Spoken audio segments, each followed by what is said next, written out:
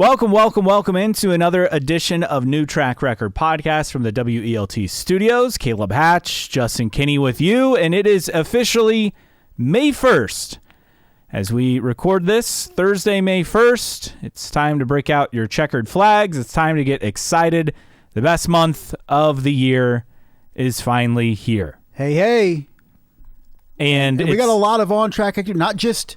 the month of May used to be all about the 500. It is, but we have multiple events. And even if you count Detroit, which the majority of Detroit weekend is in May, outside of race day, we got a lot of races in May. And that's what we're going to focus on. So obviously, yes, we have the Barber coming up this weekend. We have the Indy GP, the Indy 500, and as you mentioned, Detroit on June 1st. But over the course of the next 30 days, starting today, from May 1st to, well, I guess technically it's 31. I mean, we have 3 races plus a 4th a day later. Right. There's a lot going on in IndyCar, and we're going to go over our 5 biggest storylines, at least from our perspective, for the month of May, and that includes Barber, and that includes basically most of Detroit, because by the time we get through Detroit, we're 7 races into the season, nearly halfway. Right. So, I mean, there's a lot coming up, so we'll dive into that. We'll preview Barber, of course, as well, but let's get to our 5 storylines, and we'll share the first one because I think it's the most obvious one, and that is the hybrid. Will it finally make a positive impact on races, and that starts with Barber? Yes, I know that all eyes are on Indianapolis. If the hybrid can make a late race move into a reality for a pass for the lead, something like that with the extra power, but it's all the focus for so long has been on reliability and been on the added weight. Will it finally do something that makes IndyCar adding the hybrid worthwhile and not just I guess I would call it a vanity project so far? Yeah, and we had the test last week, the 2-day test, which was beautiful. Or was it 2 weeks ago now? Or last week. Yeah, right, last week. Yeah. But we had talked about it, right? Yes. On the show last Friday when we recorded. But what kind of data did they learn running the hybrid last week? It kind of depended on who you asked. Mm-hmm. And what we learned this week, to further confuse people, is you have 2 settings with the hybrid boost. You can have an occasional big boost, or you can have a steady small boost, because why not just make things even more complicated for people to understand? But the hybrid, and Joseph Newgarden had some quotes too, talking about this is going to be the first race in which hybrid strategy is really going to be prevalent with the Indianapolis 500. And then it's twofold with the hybrid. A, how it's deployed, how you use it, how you use it strategically, and B, how it affects the racing with an extra 100 pounds. Because I can't remember who it was, also said that at the test, it was extremely, extremely difficult to run behind cars. I think, was that Kirkwood who said that? Maybe Kirkwood. It does sound familiar. So is that because of the added weight? Is it because of the aero package? Is it because of the conditions? Who knows? But that quote in particular really raised my eyebrows and worried me, quite frankly, because this is going to be the first Indianapolis 500 with the hybrid. And we've gotten so accustomed to the Indianapolis 500 delivering in terms of action that we've had other races that we've kind of given a pass because, it's this race, that race, they'll figure it out. You don't want to have that happen at the biggest race of the season where the most eyes are on your product. So it is imperative that they figure that out. So the hybrid is going to loom large throughout the month of May, but in particular, the 2 weeks of the Indianapolis 500. I think if we get to Detroit and we're talking about, wow, what a great race the Indy 500 had, and Barber, which was great last year, for example. If we can get to that point, I think you'll feel pretty good. If not, I think there are more concerns about, okay, if you're going to do a new car in 2027, what can you do in 2026 to improve the on-track product? Because at that point, the calls will increase. I think right now fans are waiting to cycle through not just the Indy 500, but a full year. I mean, you got to go through mid-Ohio until you've had a race where we had it last year for perspective. But right. I think if the Indy 500 entertainment-wise on track, obviously it's a judgment call, but I mean, people are pretty much, I think, waiting for this to see how the hybrid performs. And if it's bad, then I think the calls for IndyCar to do something will increase. And what does that mean for Honda? And what does that mean for Chevy? And what does that mean for new manufacturers wanting to come in? I mean, I feel like there's so much riding on the performance of the hybrid over the next month. Definitely. And with all of IndyCar's efforts in terms of a car going to 2027, what are the chances they make any radical changes for 2026? But to your point, this isn't a next year, it's going to be fixed type thing, or even an attempt to be fixed in terms with the new car, the new chassis. You have to get all the way through 2026 as well with this. And the majority, not all, but the majority of races since the installation of the hybrid unit have not been as competitive as we've previously seen at those racetracks. And obviously the big one is Iowa, but there hasn't been a race yet with the hybrid that we looked at it and said, the hybrid made this race better. And I think that is the biggest factor heading into the Indianapolis 500. Does the hybrid make this race better? Whether it's the racing, whether it's the strategy in car and on the pits, because we have yet to have a race at any locale for now going almost on a full season where we've said, yeah, the hybrid was a worthy investment and addition to the series in terms of competitiveness. And if you think we're saying this, which I like your point, has the hybrid made a race better? And so far, I think the answer is a resounding no. But if we're saying this, imagine what the teams are saying, where it's costing them, six figures per hybrid unit per car. So that's a hefty expense, and there's got to be some ROI on this. And so far, it just seems like I said, a vanity project that has not really delivered in terms of on-track competitiveness.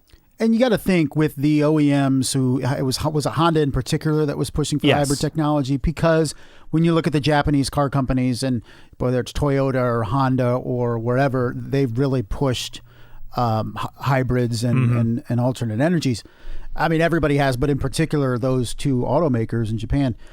But when do those OEMs who wanted the hybrid because of the applicable tech to road cars then start going back and saying, well, this hasn't paid off in terms of competitiveness on track, and the OEMs themselves saying, this is not maybe the best way forward. So I think for up till now, and probably continuing, we've said, well, the OEMs wanted this, but is there a point where the OEMs don't want it because of the impact that it's having on the racing?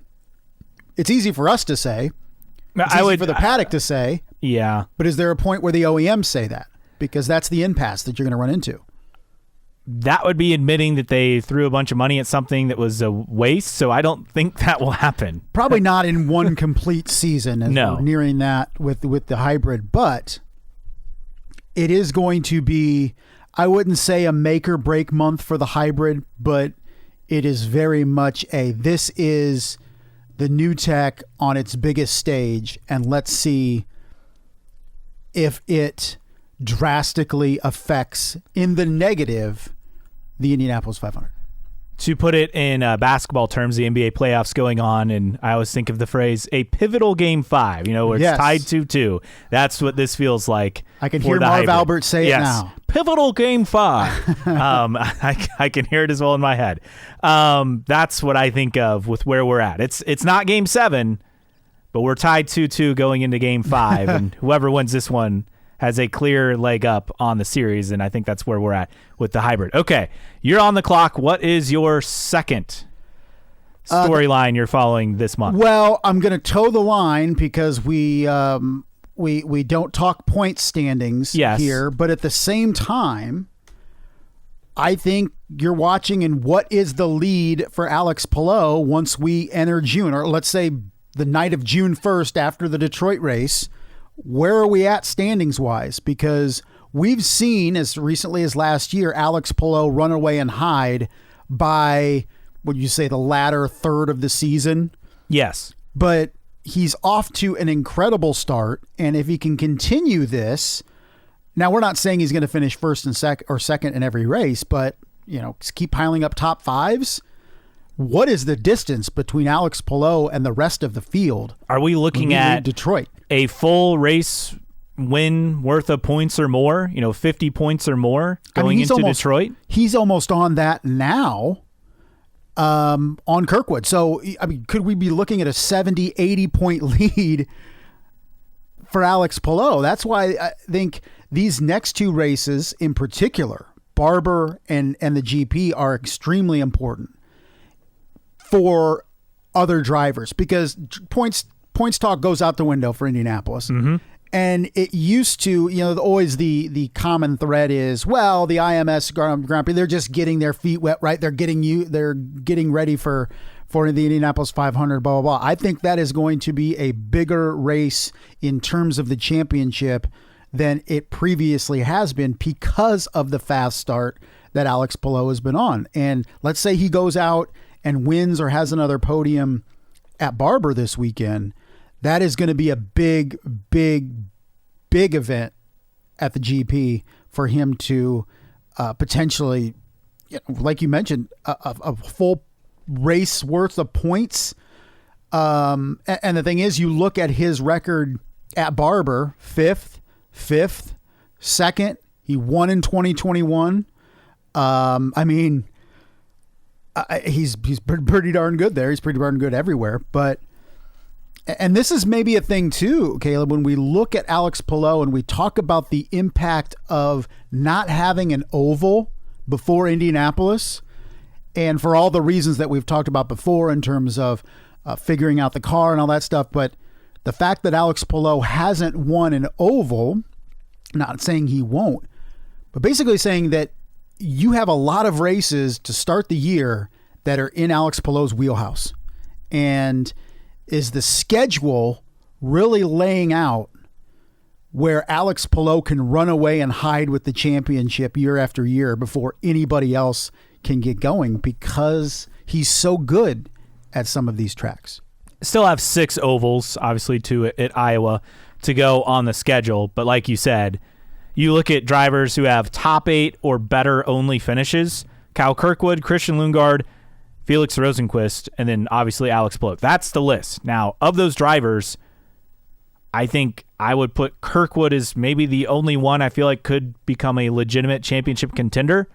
Rosenqvist has been really good, but you got to show you can win races, and Shank has one win, that being Elio's 4th in 21. Right. As a team, Lundgaard's been outstanding, but do you trust him to get it together this year on the ovals? Maybe not this year, maybe next year. So I really, it comes down to Kirkwood, who's in 2nd currently. Again, we're trying to avoid points talk. Well, a guy who's never finished above 7th in the championship. Yeah. So really, it's just like, where are the contenders? All the Penske's have a 26th place or worse finish this year. Scott Dixon's been good, but he hasn't been spectacular, and he's sitting in 5th. It's crazy. You look at the gap; it's 34 points already. And again, too much championship talk, but it definitely is a storyline. I agree; it was going to be one of mine if you didn't bring it up, and I think that's a valid point. It's with so much racing going. Usually, it's post 500. We're like, okay, we're gonna have a long stretch of races here. Let's see how the championship shapes up. This year is unique, at least through the first 3 races, in the fact that somebody has already ran away with it, so to speak. And that's the importance that Barber and the GP have, because you're not thinking points at the 500, and then all of a sudden you get to Detroit, and that's kind of where we traditionally say, okay, now the points race heats up. Is it all but over by the time we get to Detroit? It's just astounding. If it was anybody else with this lead, Caleb, as of the driver right now that they are, I would say, yeah, I think it's still open. But the fact that it's Alex Palou already is creeping into my mind. Like, is the points championship over? I think it's too soon to say, but we could have that answer after the Indy 500 and maybe even after Detroit. It may feel that way. We'll see. If he continues at the rate he's going, yeah, it will be over. But I suspect we'll have something come up over the next handful of races. You have to think a mechanical here or there, right? Or something? Yeah. Maybe a hybrid bites him. You know, the always prevalent potential hybrid issues. So you never know. But we traditionally we don't talk about points till after the 500, but it's just such a fast start by a guy that's dominated the series the last 2 years and 3 of the last 4 that you're already kind of growing concerned that, hey, is he just going to run away and hide again? What about you? What's your next one? My next one will be the alternate tires. They have pretty much been a non-factor in the sense that teams get off of them as fast as they can in a race. But maybe, just maybe, there's a chance that this improves this month because, correct me if I'm wrong, the tire compounds are similar now starting at Barber, right, for alternates and will be for the GP, whereas they were working with a new compound for the first 3 races. Is that right?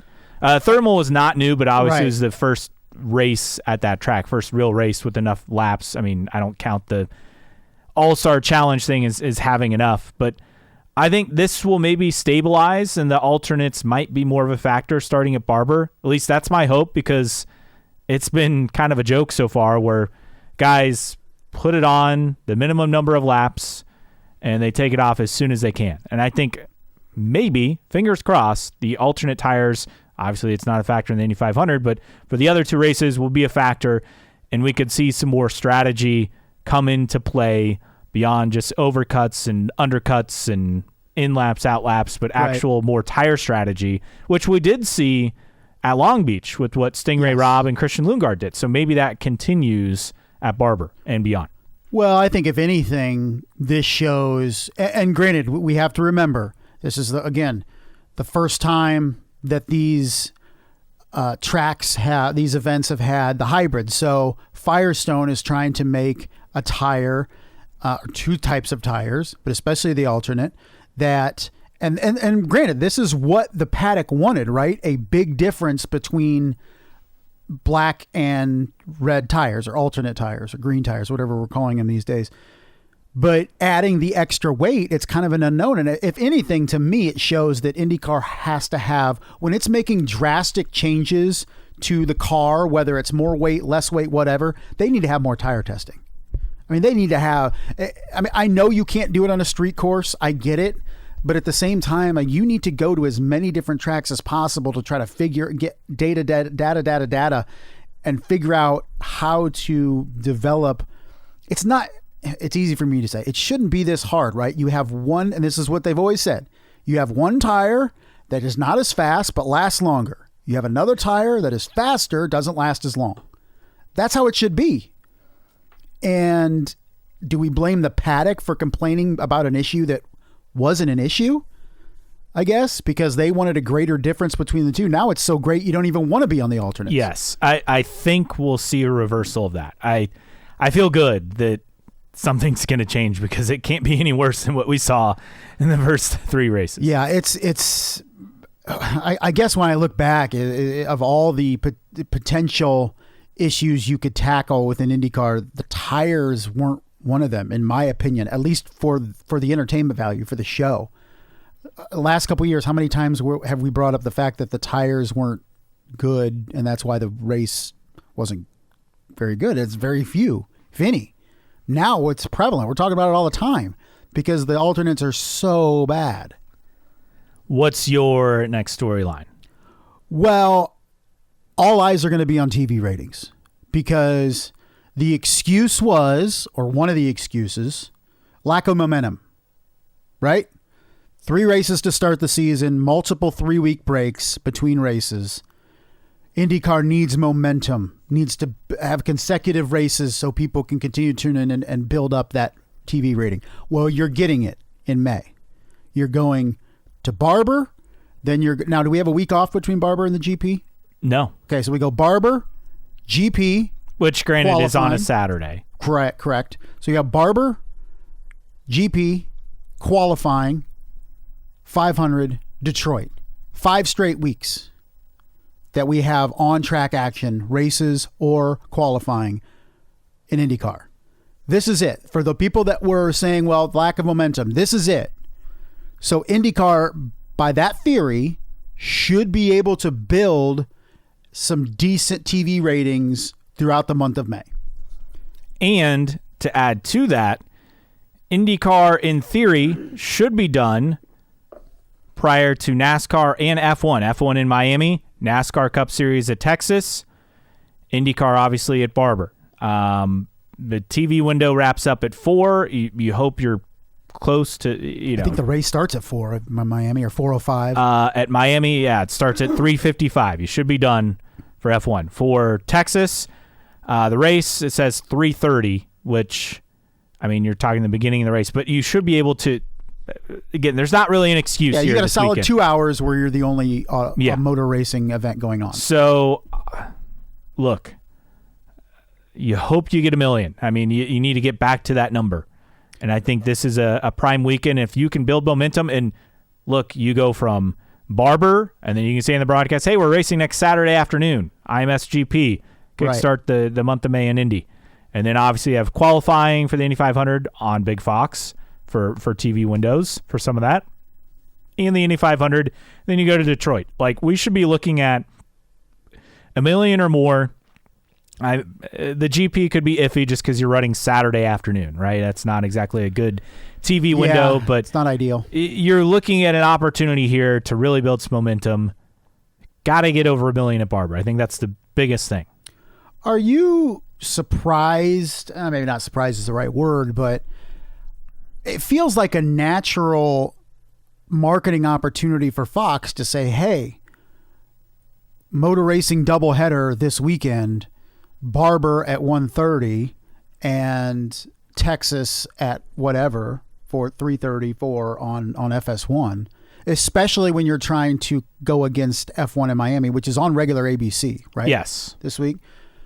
I'm kind of surprised that there isn't more, and maybe there is, and I just haven't seen it, more cross promotion between the two properties, in that you're selling both of them. And, Sunday, blah, blah, blah. Start your afternoon off, IndyCar, Barber, and then, Cup on the super speedway at Texas, blah, blah, blah. I'm kind of surprised, because we talk about lead-ins for IndyCar. Like, could you sell it like it's a lead-in to NASCAR? I know the great question is, how much crossover is there? And a lot of people like to think there isn't very much, but I don't know. It just seemed like a natural marketing plan or idea for Sunday, to, especially when you're going up against F1 on ABC, to say, hey, stick with Fox's family of networks to watch racing all day Sunday. I would hope. I mean, green flag is 1:47 Eastern. So a race at Barber is going to take you, an hour 45 roughly. So ideally you wrap up and NASCAR is either just starting or it just started a few laps ago. So I think there's a chance. But like you said, no excuse on the TV front in terms of, oh, it's going against NASCAR. Oh, it's going against whatever. Yeah, it'll probably be going against an NBA playoff game potentially on ABC. But I mean, that's just the reality of spring. The official green flag for Texas is 3:43. So you should be good. So you should be good, unless we're due a lot of yellow. So who knows at Barber? But you're right. There's no excuses for this month, but also Sunday. You're not going up against really anything motorsports related head to head. Okay, so here's the thing. So for IndyCar fans to say, well, lack of momentum, I don't necessarily buy into the momentum thing. I think it's a bit of a factor, but not a prime factor on ratings. Here you go. 5 consecutive weekends at least. Do we have a week off after Detroit? Yes. So you're going 5 straight weeks with on-track activity. And this is where you build the momentum for the remainder of the season. This is where supposedly you start really growing that TV number because there's no big gaps. So between this Sunday and Detroit on June 1st, let's see some big numbers in terms of ratings. And big numbers for us, we're not talking St. Pete numbers. We're talking over 1 million. If we can deliver over 1 million this week, it's going to be tough, like you mentioned, at the GP. But if you can get over 1 million for qualifying, especially that window that's on Fox, if you can, obviously, I mean, what's a good benchmark for the 500? I mean, what did we have last year? I think a benchmark is like 5 million, if I'm not mistaken. I was going to say, what was it, 4.7 last year, maybe something like that? That's the number in my head, but I don't know why it's in my head, but maybe. I'm trying to find the actual page for that. But so I mean, bear with me. No, you're fine. As you look, 5.344 million viewers. Okay, so let's again, 5 million is the benchmark. Yeah. So if you can grow that, but at least over 5 million, and then you come right back for Detroit race a week after and get 1 million for that. And I think you're feeling pretty good. If you can deliver 1 million plus in 4 of the next 5 weekends, I think that's really good, or at least 3 of the 5, because obviously the 500 will be higher. It's going to be really difficult for the GP on Saturday afternoon. But Barber, qualifying, Detroit. Let's see 1 million plus for each of those. For perspective, so it got below 5 million in 23, 22, 21 got 5.58 million. Obviously, we throw out 2020, and then you go back to 2019, which got 5.4 million. So, yeah, 5 million's kind of the benchmark where you hit that. I mean, in a perfect world, you get 5.5 or more.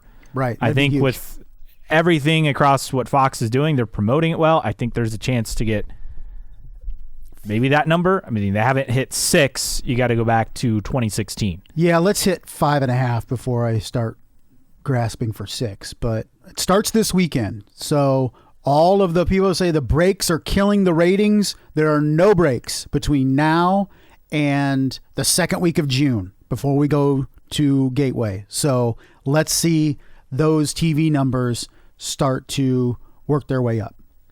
All right. It's our final point, right? It is. That's the 5th.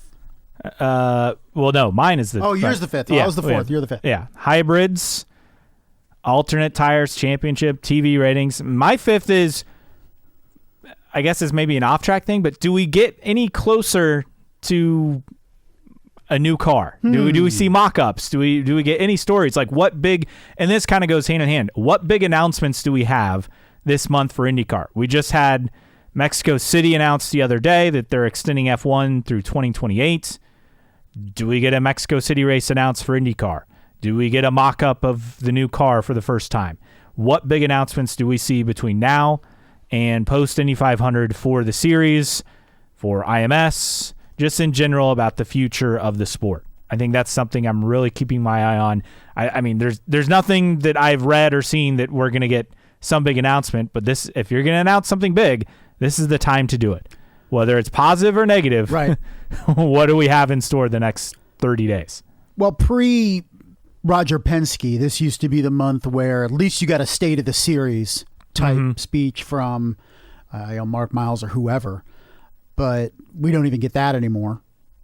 It'd be nice if we went back to that and had a state of the series in May, if not the preseason. But if I remember when the DW, or maybe I'm thinking of the new lights car, was on display in the plaza, right? One year? Mm-hmm.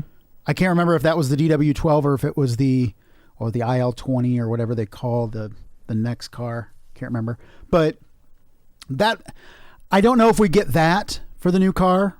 I don't think we'll have a full mock-up, but renderings? Is that too much to ask? Yeah, no, I think renderings at a minimum. I think it'd be nice. Here's the thing, is it feels like common sense, but common sense rarely has a home within IndyCar. The most eyes on your product is in May.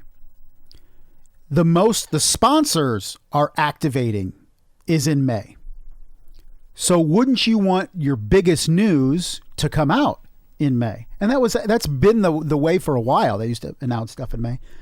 And even people, I want to say even certain driver announcements for the next year have come in May. So even is that something? Could it be, hey, Kyle Busch is running the 500 next year. I think this is the last year for a while that Kyle Larson does the Indianapolis 500. I think he's even said as much. Yes. In so many words. So do we have an announcement like that? But with so many eyes on your product in May at the greatest race course in the world, you would think that you would maximize that opportunity with some big announcements. And while we may not be close enough to have a mock-up of a car, we should at least have renderings, you would feel. I would hope we get that. But is there anything else you think maybe could be announced? I mean, it wouldn't surprise me if they're able to announce like Mexico City, for example, especially since they got the F1 deal locked up. So that's promising. Right. Is that something that comes in? Do we get anything related with Cadillac F1 in IndyCar? Who knows? Probably not. It sounds like we're going to have a livery reveal for Cadillac F1, maybe as soon as this weekend at Miami. It does sound like that Sergio Perez is probably training to be one of those drivers, and obviously with Mexico City back on, it feels promising. Very much so. But I just think we'll see something big announced, whether it's a mock-up of the new car, whether it's Mexico City confirmed, or something else. I mean, Denver for 2027 confirmed, perhaps. Maybe? Is that we too far out for that? Maybe too far out, but then again, I mean, I guess they did that, last year with Arlington. So right. I guess, was that earlier this year or was that last year? I thought it was late last year, wasn't it? Maybe been late last year. I don't know. Either way, I feel like we're going to see something big announced, and I'll be curious what that is. And obviously on my radar, what's going to be coming out over the next several weeks. It was announced. Oh, wait. The date was announced in March, but it was announced in October of last year. Okay. That the race was happening in March 2026. And then the exact date was announced a couple months ago. So I just hope. The excitement is never higher around the sport and the series than in May. And you would just like to see more feed into that. Future race announcements, updates on the car, maybe potential drivers for the 500 in the future. All that stuff kind of feeds the momentum and feeds the excitement of the month. And the more we can get it in the month of May, the better. And I hope the series understands that and is strategic on what it's presenting in the month and throws some more good news our way, because May is full. It's hard to be depressed when you're racing in Indianapolis, for sure. So let's just feed that excitement with some more excitement for the series. And I think the series could do better, even just as simple as a State of the Series speech by Roger or somebody. We can't even get that. And we're probably not going to get that. Probably not going to get that again, right? So, I mean, I don't know. We can hope for the best and see what we can get. But let's hope between now and Detroit we have some reasons to celebrate. For sure. All right, that wraps up our 5 things we're looking forward to over the next month in IndyCar world. Time to do a quick preview for Barber, and I think the factor is weather. You have potential of storms on Friday. Saturday seems the worst. Saturday, race day looks pretty good. In fact, not super hot either, low to mid 70s. No impacts for weather, according to IndyCar Weatherman. Is always a great follow on social media. But you look at that, and having a wet qualifying session obviously changes things. And then Barber has become one of the outside, of course, the Indy 500 in Long Beach. It's on that short list of events that are thriving in IndyCar. There's an article from one of the local TV affiliates down there. Last year, they welcomed more than 80,000 fans throughout the weekend. This year, they're preparing for close to 90,000 visitors. Unreal. And considering, and I've never, I don't know how you could track this, but last week was Talladega. How many people you think go to both races? Of the, let's say 80,000. Would you say 5,000?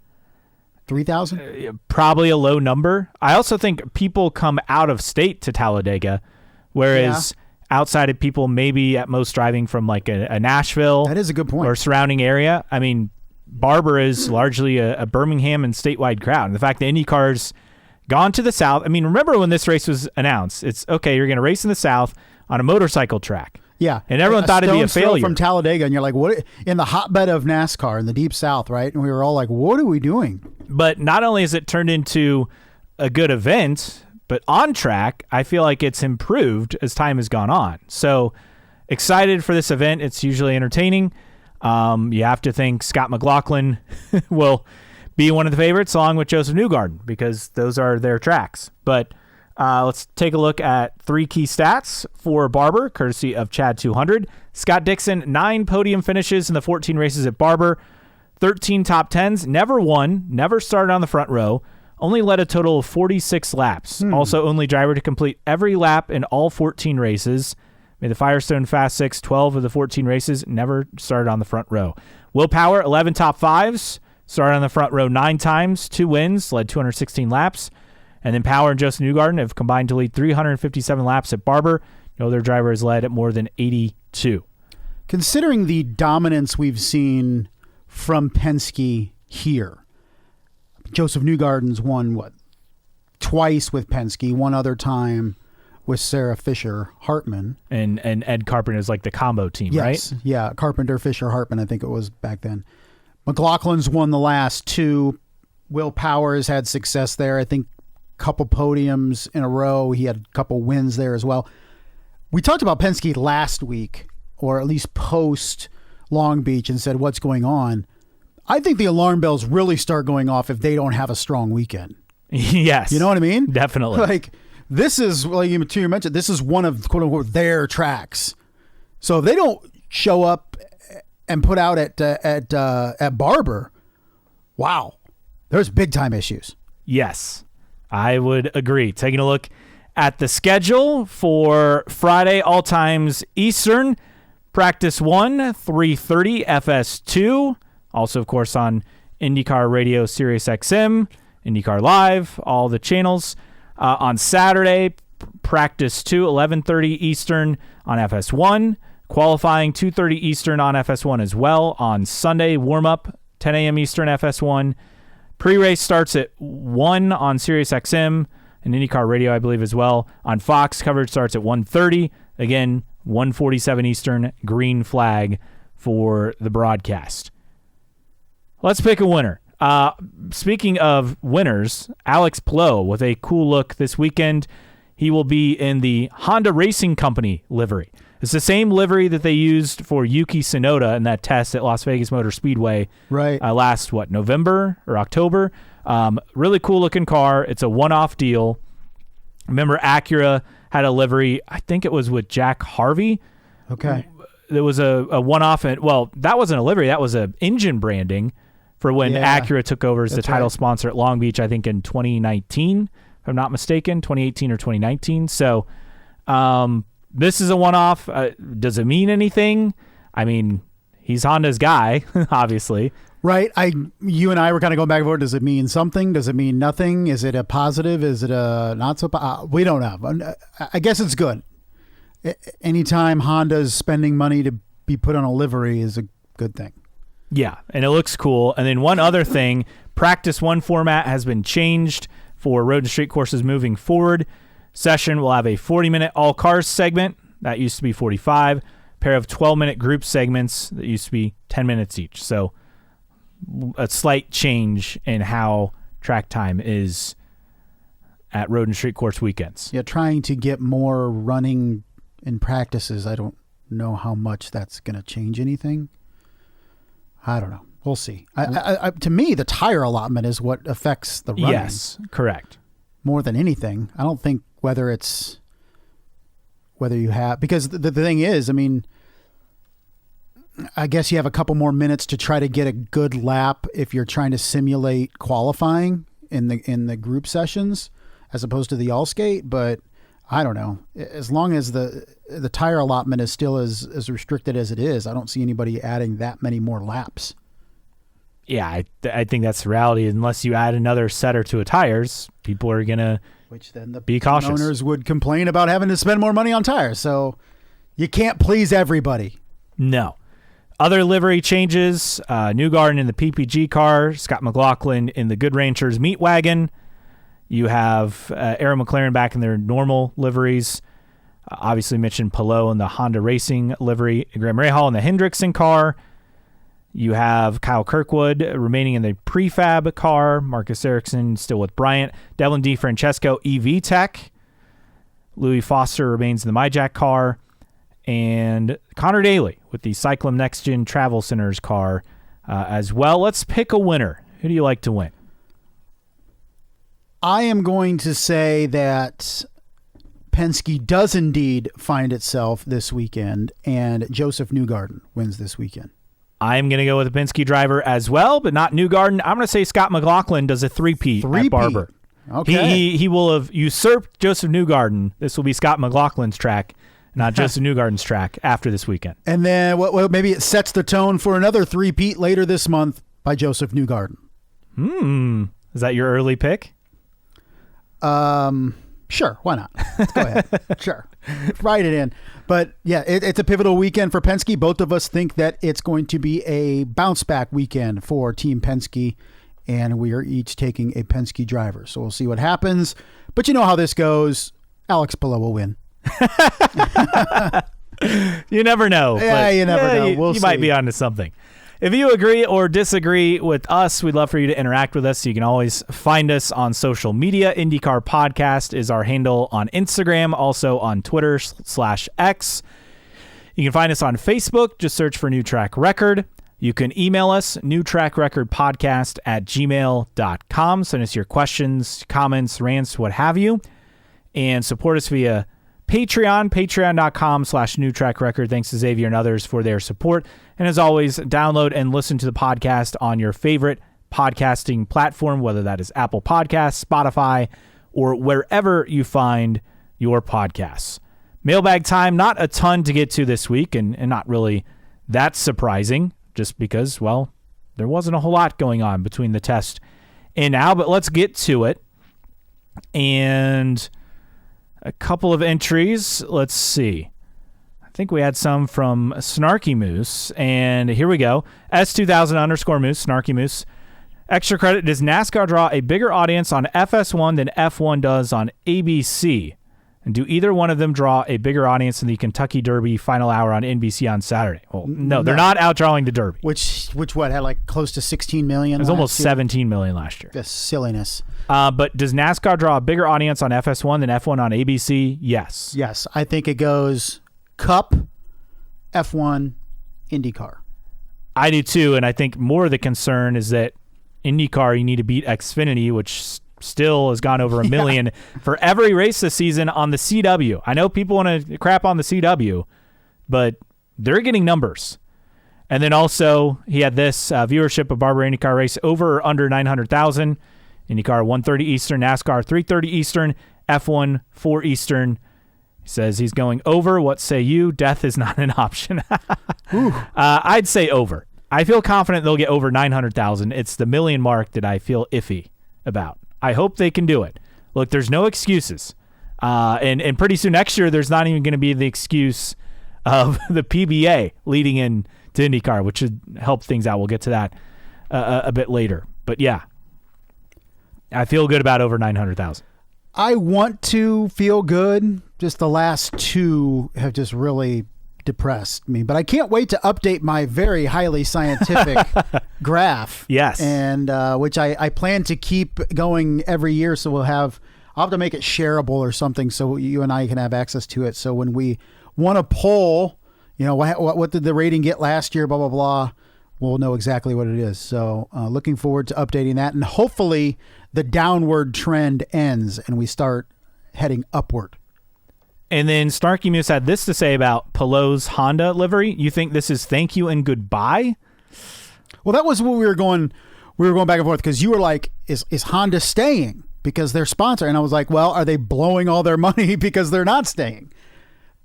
Who knows? Two sides to every coin.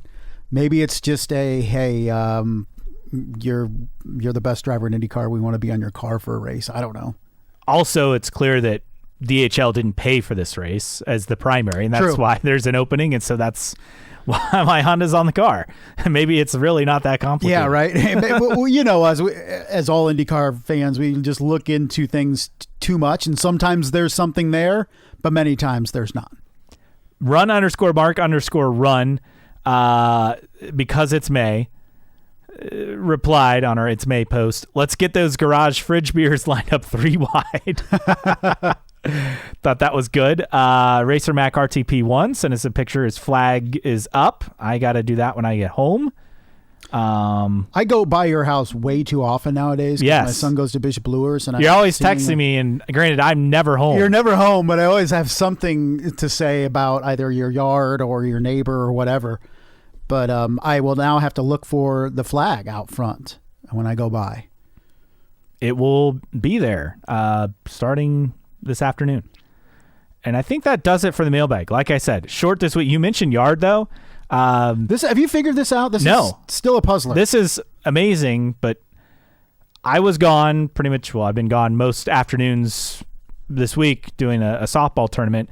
But I dropped my wife off and son at the airport because they're visiting her sister for the week. But while I was doing that and then also calling some softball games, I came home on Tuesday night and someone had mowed our yard, and not just front yard, but backyard, which means they got into the gates, which means I would think it's someone we know.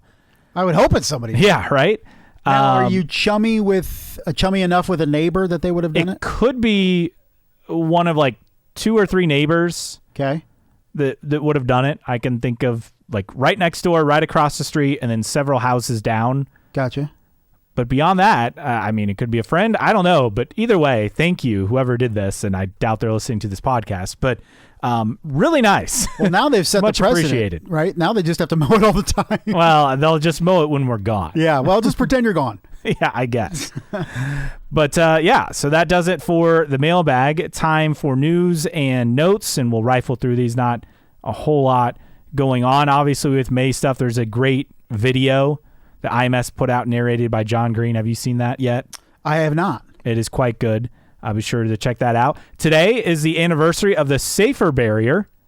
It was announced May 1st, 2002. The wall would be installed at Indianapolis, first track to do so. Tony George gets a lot of hate, but one thing he got right Safer Barrier was investing in this. Did you see the still shot of, I think it was the Xfinity race at Talladega over the weekend, and somebody going into the... it was Connor Zilich, right? I or think whatever? that's right, Or yeah. I don't know how to say his last That name. is the most I've seen a Safer Barrier flex Yes. ever. And if you haven't seen it, check it out. I didn't see the exact video of the wreck, but it's straight on into the Safer Barrier, and that thing is bent almost to the wall. It's pretty wild, but walked away. Wouldn't have prior to Safer Barrier. Speaking of NASCAR, Adam Stern pulled these quotes from the Charlotte Observer.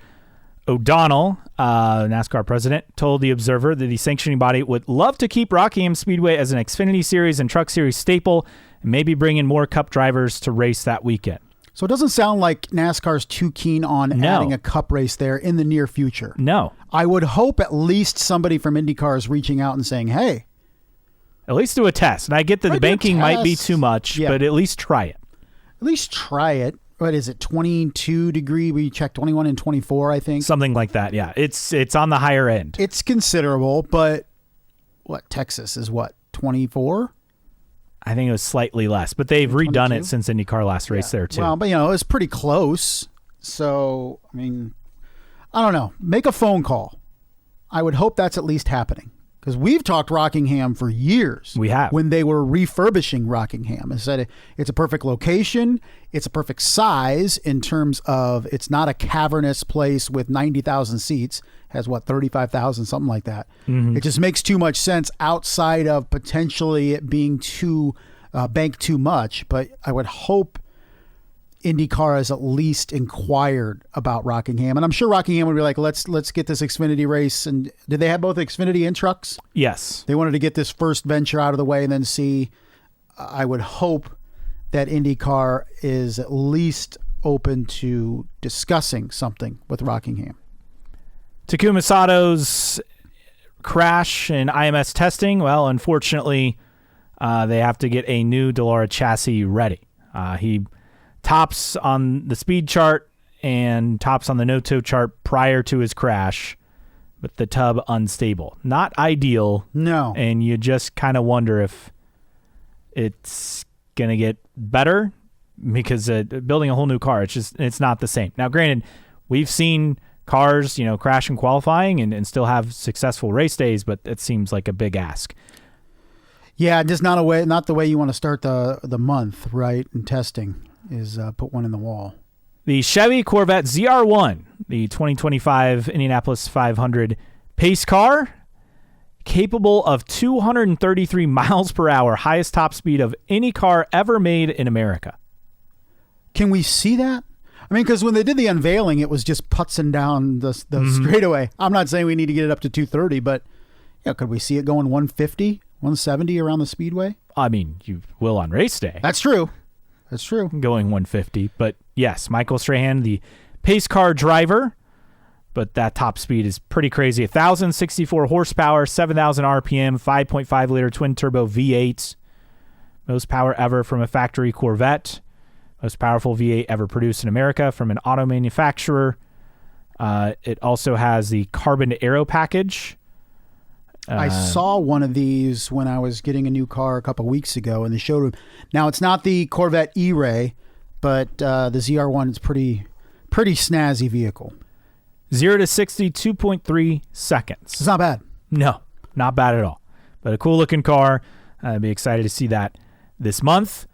Congrats to Scott McLaughlin. He's become a dual citizen, getting his U.S. citizenship late last month. Do you think you could pass the citizenship test? I would hope. I like to think I could too, but I wonder if there's a sample of that online. And I'm sure there is, because people have to study for it to I think there's a fair amount of people in the United States that wouldn't pass. Correct. Sadly, yes. Sadly. I mentioned the PBA, so Fox didn't renew its rights with the PBA. The CW is taking on the PBA as well, beginning next tour season. And as Nathan Brown of the Indy Star rightly points out, the PBA had or will have had 4 Sunday afternoon broadcasts on Fox this spring. If it moves to the CW, which that all signs point to yes, it would create some additional schedule flexibility for IndyCar next year. That is a positive. We chuckled about Xfinity on CW. Look at the numbers it's putting up. So yeah, and again, they'll only get better with more college football, college basketball more events that they keep adding. So keep that in mind. But all in all, pretty good that IndyCar is going to get some more flexibility, at least for now. Who knows? Fox will probably add more baseball and start having either a Sunday night or Sunday afternoon baseball game. I could see that coming. Me too. Yeah, I think that's on the radar with Sunday night baseball going away from ESPN. The Homes for Our Troops car for AJ Foyt Racing and Santino Ferrucci has been unveiled. They built over 400 specially adapted homes. They're aiming to raise $4 million by the Indy 500. HFOTUSA.org/donate. But it'll be a same Stars and Stripes livery. As always, looks very, very cool. Change in Series Formula known as Indy Lights. Evagoras Papasavas will race for HMD Motorsports at Barber. He is the team's official reserve driver. He'll drive the number 24 car that was vacated by Sophia Florsch after St. Pete. 39 car vacated by Bryce Aaron will not run. And Lights back this weekend after a long layoff. Finally. And who's going over now to Ganassi? Oh, that's right. There's a change at Ganassi. I think Jonathan Brown is out, and then a driver from HMD is shifting over. Jonathan Brown. Yeah, Jonathan Brown is out. Bryce Aaron is going over to Ganassi. I thought it was Bryce Aaron. And then Niels Coolin will remain in the 10 car. All right. Well, some changes after one race, although the one race was, 2 months ago, it feels like? I mean, it was. As of tomorrow. Or today or tomorrow, yeah. Man, I mean, we talk about the break for for IndyCar being too long. How about the break for lights being too long? With that, anything that we missed?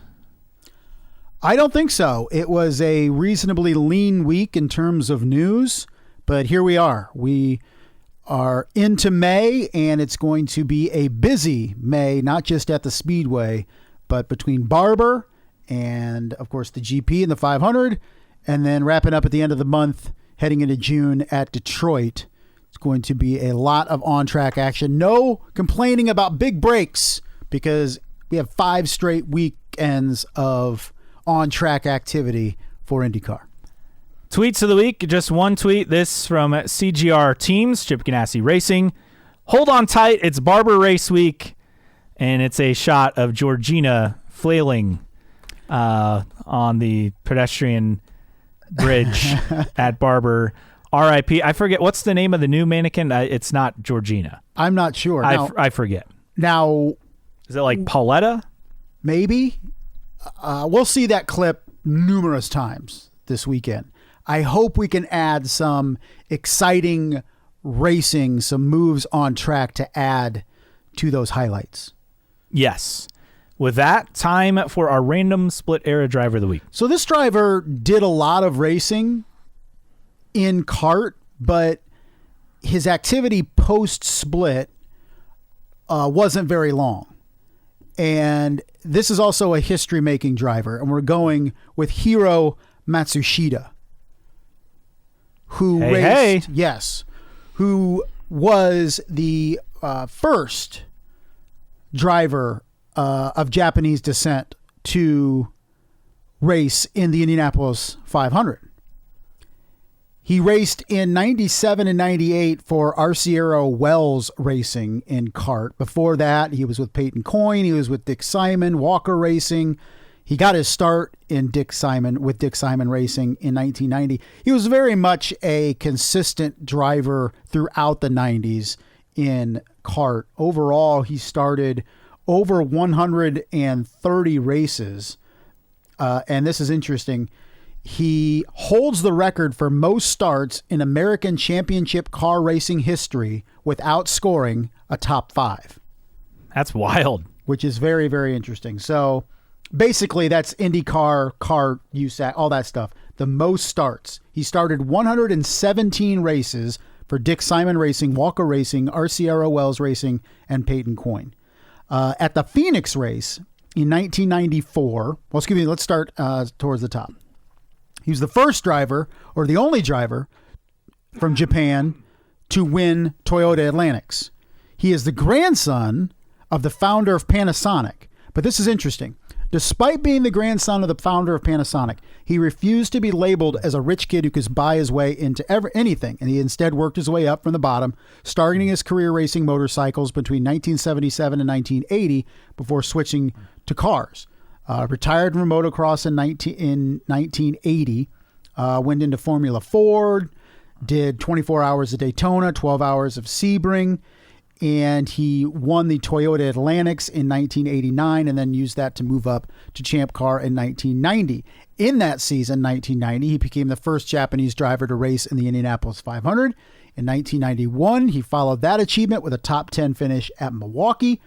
He missed the 92 500 after suffering a broken leg during a practice crash, was sidelined for several weeks and missed the next 6 events.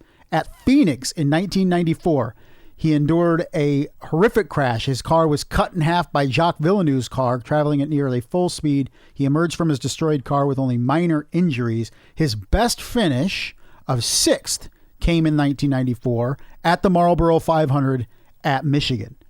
This result was made possible by an extraordinarily high rate of attrition that saw only 8 cars finish the race. He finished 11 laps behind the winner and finished 6th at Michigan that year.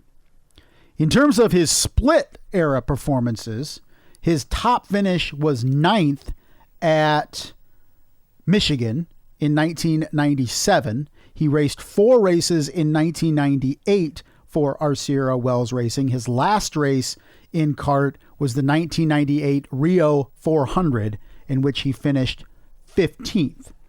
So a very accomplished racer through the 80s and 90s, kind of was in the back end of his career during the split era, but made history being the first Japanese driver to start and race in the Indianapolis 500 in 1992. His Indy 500 finishes for his career: 16th in 91, 18th in 93, 14th in 94, 10th in 95, 14th in 96. And that's it. Then became a successful businessman. Now, businessman, this is interesting. He earned the nickname King Hero from Emerson Fittipaldi, who is complaining about Matsushida's reluctance to cede track position when getting lapped by the leaders. That's something we still have that happens today, right? Yes. Don't want to get out of the way. Yes. The nickname came about as a result of the voice-activated microphone in Roger Penske's team was using. Fittipaldi's epithet was said so quickly that the circuit cut off the first syllable of the first word he used. Fittipaldi allegedly had intended to say, effing hero. Ducking, if you will. Ducking hero. But became a successful businessman, owns Matsushita International Corp., a firm specializing in real estate, finance, and insurance. And he currently resides in San Clemente, California. 64 years old. Hiro Matsushita, this week's Random Split Era Driver of the Week. And something that's interesting is his company, Matsushita International Corp., which specializes in real estate, finance, and insurance, also has ownership of Swift Engineering. Oh. Which obviously has built Indy cars in the past. Yes. In fact, he's the chairman and CEO. So. Very interesting. Very, very interesting indeed. But yes, his first Indy 500 attempt did not qualify in 1990 with Dick Simon Racing. But yeah, well known. I forgot about that about MIS in 94. But in terms of his split era, like you said, most of his starts made during the kart era. But also, I don't feel like he's random, but he is a split era driver. He is. I mean, we're getting well known. We're getting close to. It's tougher to find guys that are complete unknowns, but I feel like for a guy that so many people recognize later Japanese drivers, that maybe he doesn't get the credit that he deserves for being the first Japanese driver to start the Indianapolis 500 and being at the tail end of the split era, he fit in. So good to catch up on King Hero, or maybe another term for him from Emerson Fittipaldi. All right, that does it for us. Next week, we'll be back to recap the race at Barber. Again, green flag set for 1:47 Eastern, the Children's of Alabama Indy Grand Prix. We'll talk about it all next week. For Justin Keating, I'm Caleb Hatch. This has been New Track Record Podcast.